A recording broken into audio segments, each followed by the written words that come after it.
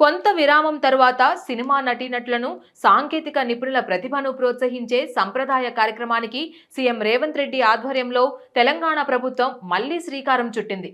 Telangana Gaddar film awards ను ఇటీవల ప్రకటించిన సంగతి తెలిసిందే.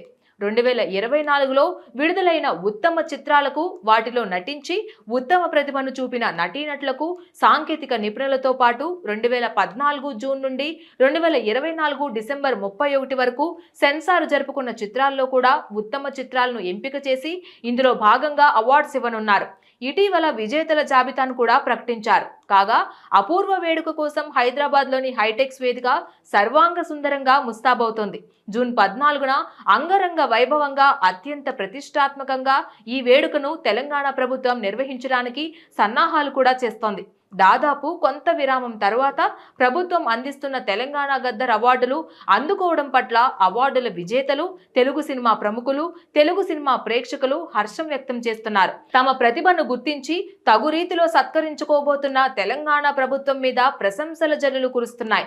ఈ వేడుకను సీఎం రేవంత్ రెడ్డి గారు, అలాగే deputy CM Bhatti Vikramarka, cinematography minister Komatireddy Venkat Reddy, FDC chairman Dil Raj అత్యంత ఘనంగా జరిపించడానికి తగు ఏర్పాట్లు చేయిస్తున్నారు. ఈ ప్రతిష్టాత్మక వేడుకకు తెలుగు తారాలోకమంతా తరలి రాబోతున్నారు. తప్పకుండా జూన్ 14న హైటెక్స్ వేడుక తారల తలుకులతో ప్రకాశవంతం కాబోతోంది.